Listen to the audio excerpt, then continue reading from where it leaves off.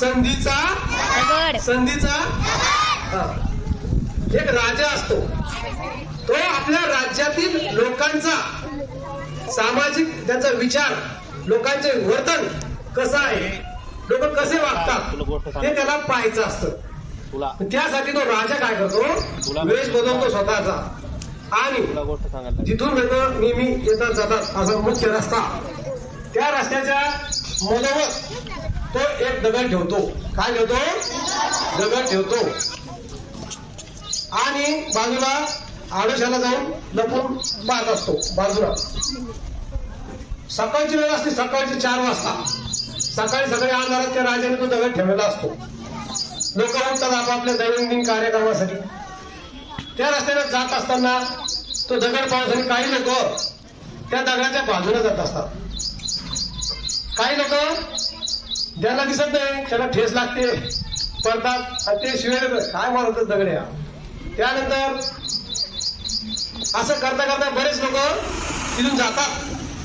तो दगड एक प्रामाणिक चांगल्या विचाराचा एक शेतकरी माणूस असतो.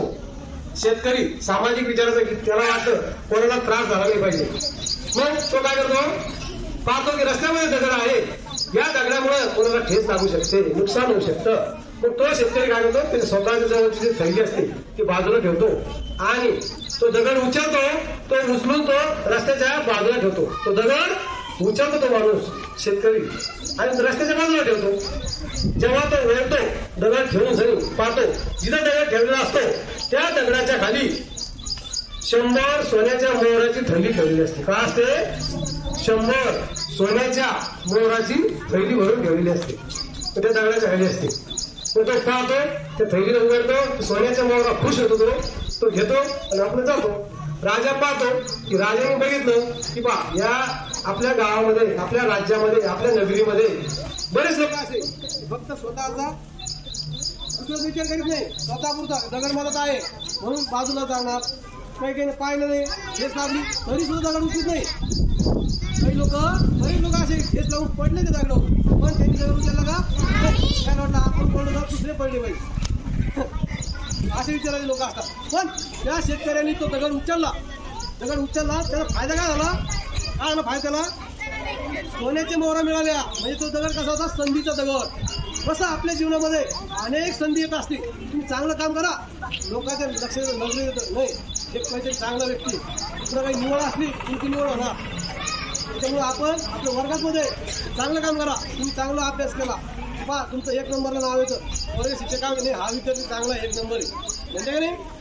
म्हणजे खराब काम करत नाही. हा ढळ कसा आहे? हा ढळ ढगाचं ढग, बिन पाण्याचं ढग आहे. म्हणून आपण ही जी गोष्ट आहे संधीचा दगड, संधी प्रत्येकाच्या जीवनात संधी येत असते. प्रत्येकाच्या जीवनात काय येते? संधी येते. पण त्या संधीचं सोनं करायचं हे आपल्या हातात आहे. संधीचं सोनं करायचं कोणाच्या हातात आहे? आपल्या हातात. तुमच्या हातात संधीचं सोनं आहे. हे जीवन तुमच्या हातामध्ये. तुम्हाला काय बनायचं? तुम्हाला शिपाई व्हायचं, चपराशी व्हायचं, कलेक्टर व्हायचं तुमच्या हातात. ही संधी तुम्हाला शिकण्याची. काय आहे संधी? शिकण्याची संधी. तुम्हाला शिकायचं तर तुम्हाला हुकायचं हे तुमच्या हातात आहे. कोणाच्या हातात आहे? आपलं भविष्य कोणाच्या हातात आहे? आपलं भविष्य आपल्या हातात आहे. प्रत्येकाला 24 तास भगवान देतो. किती तास देतो? 24 तास. किती तास देतो? या 24 तासाचं आपण काय करतो हे महत्वाचं. या 24 तासाचा जो जसा उपयोग करील त्याचं तसं भविष्य करतो. त्याचा उपयोग कसा करील त्याला कसा फायदा होत असतो.